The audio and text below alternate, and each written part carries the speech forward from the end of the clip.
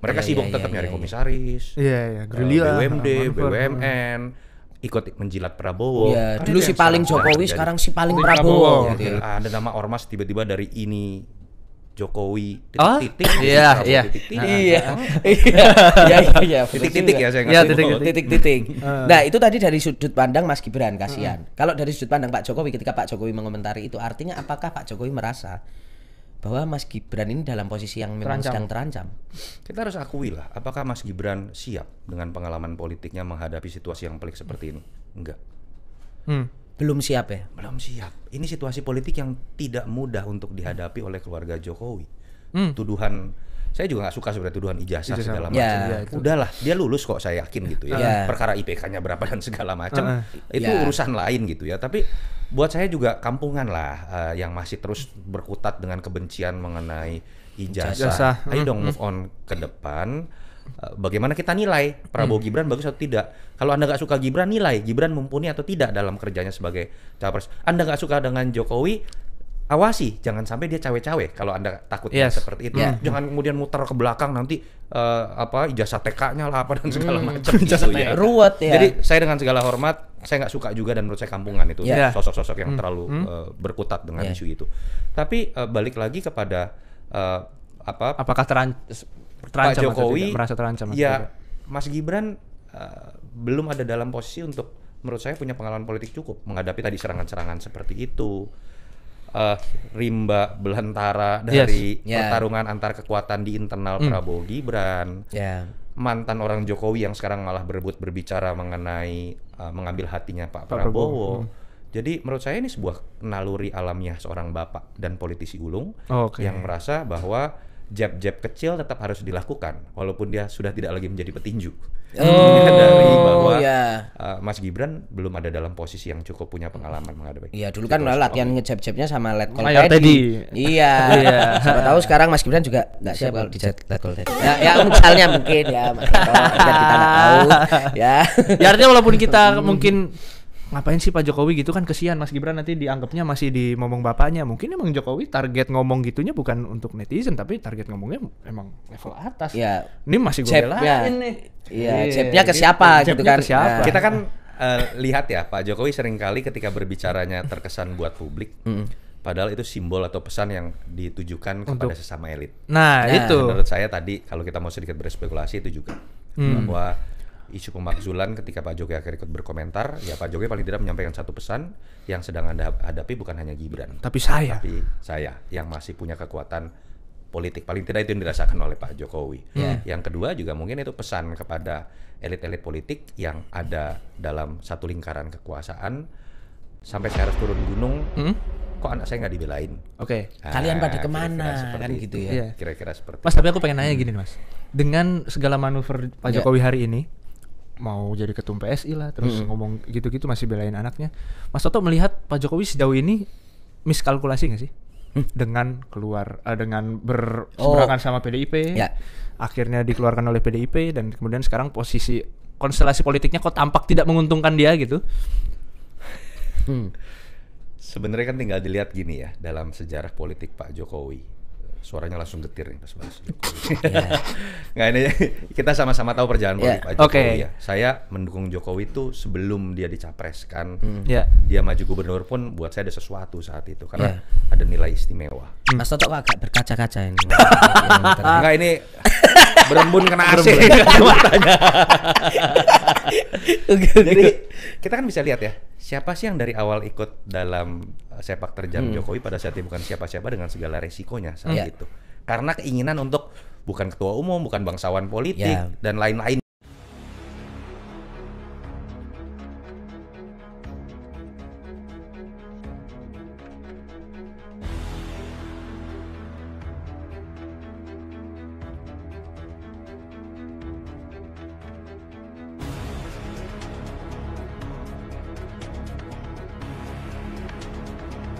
Pada waktu itu di tahun 65, makanya dia tahu ceritanya.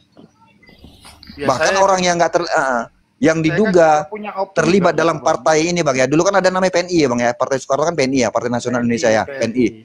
Orang nih sebagai kader PNI ya, itu dicurigai sebagai PKI loh Bang. Oh iya. Betul. Iya, betul. Betul. Jadi gini Bang, kakek saya itu juga dulu itu tergabung pada pasukan Siliwangi juga. Dari Sumatera Utara dikirim ke Jawa. Jadi banyak hal-hal yang waktu saya kecil dulu dikasih cerita sama beliau. Termasuk bagaimana beliau itu juga menyimpan beberapa buku tulisan Bung Karno yang saat itu memang sangat dilarang Bang untuk disebarluaskan. Kayak misalnya di era-era Orde Baru itu kan yang namanya buku di bawah bendera revolusi lah, terus kemudian amanat penderitaan rakyat yang ditulis oleh Bung Karno itu kan menjadi buku-buku terlarang karena Marxisme dianggap sebagai paham sosialis komunis kan gitu Bang. Dan itu menjadi dilarang karena dengan munculnya TAP MPRS tahun 65 tersebut itu kan kemudian seluruh ajaran-ajaran Soekarno ini kan menjadi paham yang seakan-akan terlarang kan gitu kan di Republik. Nah, itu makanya saya katakan seperti itu tadi Bang, bahwa kekuasaan itu mengambil alih. Makanya tadi di awal Bang aku bilang kalau kita menyadari sekarang pun kita masih memakai paham sebagian daripada paham komunis itu. Contoh di mana? Di sekolah. Di situ ada seragam pakaian yang menyamaratakan antara yang kaya, yang miskin sama rata dengan pakaian seragam. Itu salah satu ajaran komunis. Jangan lupa juga Bang Suara Hati. Di sila kelima itu kan keadilan sosial itu kan itu sebenarnya itu ajaran komunis. Komunis itu. Kalau Pancasila itu Bang, kalau berbicara ideologi Bang, kalau kita bilang Pancasila ya. Sila pertama itu tentang religi atau ketuhanan. Teokrasi, Bang. Kedua itu tentang internasionalisme. Sila jadi begini Bang. Itu tentang demokrasi. Kenapa? Ketiga persatuan nasionalisme. Kenapa waktu itu Bung Karno nggak mengganti Pancasila itu menjadi komunis? Tetap ideologi kita Pancasila. Tapi dia melahirkan yang namanya sosialis. Tapi dia melahirkan Indonesia, Bang. Tapi dia melahirkan yang namanya Nasakom. Ini sinkron sebenarnya Bang, Nasakom ini Bang. Nasional, agama, dan komunis. Kita nasionalis, kita diajarkan untuk menjadi manusia yang nasionalis. Kan gitu kan? Yang tidak pada fanatik pada sesuatu yang berlebihan. Kan begitu? Ya. Beragama, tetap kita harus beragama. Di Indonesia dilarang untuk menjadi seorang ateis. Itu ajaran Nasakom itu Bang. Iya. Tapi bukan berarti itu menjadi ideologi, tapi itu menjadi kebudayaan kita nantinya di negara kita, itu tujuannya itu. Maka sehingga Bung Karno bilang apa? Kalau mau jadi Islam, jadilah Islam Indonesia, bukan Islam Arab. Kalau mau jadi Kristen, jadi Kristen Indonesia, bukan Kristen Vatikan. Kalau mau jadi Hindu, jadilah Hindunya Indonesia, bukan Hindunya India. Maksudnya apa? Tetap nasionalis kita sebagai budaya negara Indonesia, kita junjung tinggi itu dalam bentuk bersosialisasi dan beragama. Artinya itu tujuannya seperti itu. Agama itu tidak boleh menghilangkan identitas kita sebagai bangsa. Identitas sebagai bangsa negara kita nggak boleh menghilangkan itu. Tetap beragama sesuai dengan ajaran Pancasila, ketuhanan yang Maha Esa. Kan begitu Bang? Sepakat. Itu tujuannya sebenarnya. Nah masalah komunisnya di mana? Perekonomian. Karena apa? Karena kesenjangan dalam perekonomian itu luar biasa Bang, sehingga menciptakan si kaya, si miskin. Akhirnya terjadi kesenjangan sosialis komunis Bang. Koperasi itu mengadopsi dari sosialis komunis. Ya kan kita punya paham kan, ini kan Pancasila. Jadi nggak ada paham yang lain lagi. Jangan kita apa ya? Saya mohon maaf ya. Saya agak ngeri gitu untuk ini komunis. Saya nggak paham, saya Pancasila. Ideologi saya Pancasila. Dan yang paling pas itu memang Pancasila Bang. Nggak ada yang lebih daripada itu. Dan saya tidak mau ada bersentuhan dengan kalimat komunis di sini. Gitu. Karena Pancasila itu dianggap yang paling pas untuk negara kita, makanya Bung Karno juga kan nggak pernah merubah Pancasila itu sebagai ideologi kita, sebagai dasar negara kita, kan nggak pernah dia merubah itu. Yang harus kita pisahkan gini, bahwa sosialis itu berbeda dengan komunis. Sosialis beda Bang, beda. Ya, berbeda. Sosialis ini kan di komunis ini kan ada paham Marxisme, ada paham Leninisme, macam-macam. Marxisme itu paham dari Soekarno Bang. Sosialis kalau sosialis ya. Marxisme itu apa? Marxisme itu adalah pikiran yang brilian dari Soekarno, Marhain ya, bukan Marxisme. Beda, jadi beda gitu. Baguslah Pancasila ya. Pancasila adalah sesuatu yang sudah mengikat bangsa kebangsaan kita. Clear di situ.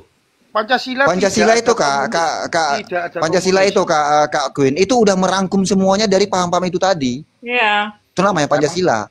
Makanya gini, dia udah merangkum di situ. Makanya gini, seperti tadi saya bilang bahwa kalau kita berbicara Pancasila, yang pertama itu religi, yang kedua itu internasionalisme, yang ketiga itu nasionalisme, yang keempat demokrasi, yang kelima sosialisme. Jadi dia udah itu rangkuman. Lima paham ini yang tidak dimiliki oleh negara barat maupun negara timur. Di negara barat itu ketuhanan ada, we believe in God misalnya, di Amerika misalnya, tapi mereka tidak punya paham sosialismenya. Di negara-negara Bung Karno kan dulu Bang, Bung Karno dulu pernah Bung Karno dulu pernah ada, tapi ketuhanannya tidak ada gitu loh. Jadi Bung Karno dulu Bang pernah pingin menciptakan yang namanya Piagam Jakarta, yang isinya itu ketuhanan yang Maha Esa dan menjalankan syariat-syariatnya menurut asar syariat bagi para pemeluk, ya kan begitu Bang kan? Yang pada akhirnya diprotes oleh seorang aktivis dari Kristen yang bernama Amaramis. Betul. Amaramis bilang apa? Pak Karno, tolong Piagam Jakarta itu jangan dipakai di negara kita. Karena apa? Kalau itu dipakai, saya tidak akan bisa menjamin kerukunan yang ada di Indonesia sebagai aktivis Kristen pada waktu itu. 8 kata yang pada akhirnya Bung Karno menghapus 9 kata. 9 apa 11 pokoknya antara dua ya. 8 kan? Sehingga terciptalah ketuhanan yang Maha Esa. Itulah jadi sila pertama. Betul. Gitu sejarahnya dulu. Betul. Jadi pada rapat Dokoritsu Sumbit Yosaka itu tanggal 31 Juni. Jadi apa tanggal 31? Jadi Pancasila itu ya. Jadi Pancasila itu dirumuskan berdasarkan kebudayaan negara kita itu yang memang berbeda-beda, yang tujuannya untuk menyatukan. Ya kan? Yang tujuannya untuk menyatukan. Jadi terciptalah Pancasila itu tujuannya untuk itu. Jadi terangkum dalam satu ideologi. Temanya apa hari ini, Host? Temanya di sini bagaimana adu domba antara yang dilakukan oleh tim kalah sih menurut saya, yang orang-orang kalah ini mengadu domba tim pemenang, dan yang berhasil diadu domba adalah menurut saya adalah orang-orang yang kurang, yang SDM-nya rendah sih. Seharusnya bukan kalau kita sebagai Kak Queen panggil itu Pak Gibran. Pak Gibran panggil. Nggak ada. Aduh. Harusnya kita sebagai pemenang tidak bisa diadu domba, tapi kan ternyata ada yang masuk ke dalam permainannya orang-orang kalah ini. Nah, mereka melakukan segala cara untuk mengadu domba.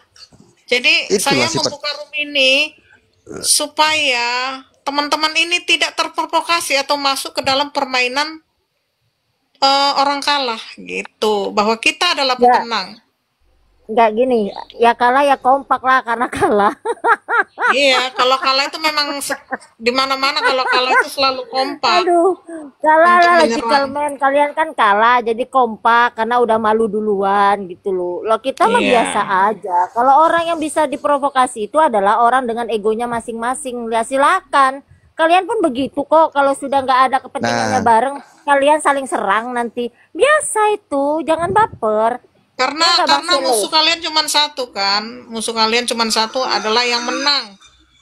Nah, karena kalian tidak bisa mengalahkan yang pemenang, kalian memecah gitu loh. Nah, yang dipecah ini yang botol aja. Tantrum, nggak ada yang tantrum. Biarkan aja orang dengan egonya masing-masing tuh mah monggo gitu loh. Bukan saling bukan saling adu domba, karena kita tidak mau diadu domba. Kalau menurut saya gini, Mas, bahwa Indonesia ini kalau jangan kita berbicara hari ini, di masa lalu pun kan kita ini kan bangsa yang besar ini kan harus tahu mempelajari sejarah perjalanan bangsanya juga.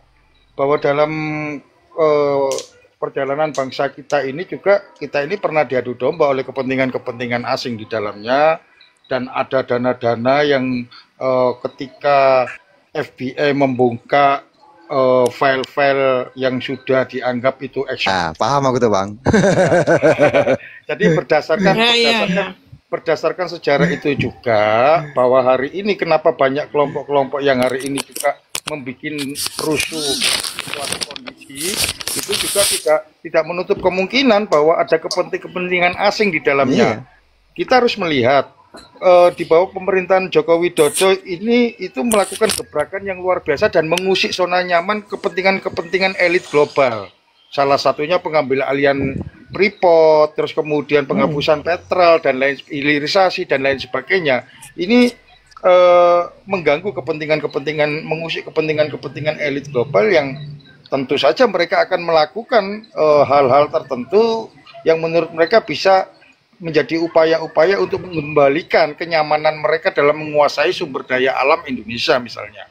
Jadi kita sebagai bangsa ini harus sadar ketika dalam posisi kita itu bertarung secara politik melalui pemilu misalnya, ya setelah itu kita harus melebur menjadi satu bangsa yang kemudian kita bareng-bareng fokus membangun bangsa dan negara ini, ya toh, untuk mencapai apa sih target kita ini di 2045 misalnya, ketika kita merayakan Indonesia ini 100 tahun misalnya dengan slogan Indonesia Emas, apa target kita di sana? Berarti kita harus bareng-bareng nih berjalan tanpa melihat kembali ke belakang bahwa kita masih membawa dendam lama dalam pemilu kalah dan lain sebagainya. Inilah yang kemudian dimanfaatkan oleh kepentingan asing untuk digerakkan. Bagaimana kita melihat kemarin kasus korupsi 11 triliun lebih itu, 11,8 triliun itu akhirnya kan terbongkar tuh. Salah satu pengacaranya mengaku bahwa mereka mendanai misalnya gerakan untuk menolak RUU TNI lah, kemudian membuat gerakan Indonesia gelap lah, kemudian sampai pemakzulan Gibran misalnya seperti itu. Artinya ada pihak-pihak tertentu yang hari ini kepingin bangsa ini terdistract, tidak lagi fokus membawa bangsa ini punya tujuan menjadi Indonesia Emas di 2045. Padahal kita ini bisa melihat peluang bahwa kita ini akan bisa menjadi bangsa adidaya di beberapa tahun ke depan. Kenapa saya katakan gitu? Satu, kita punya bonus demografi yang luar biasa. Hari ini 54% penduduk Indonesia itu usia produktif.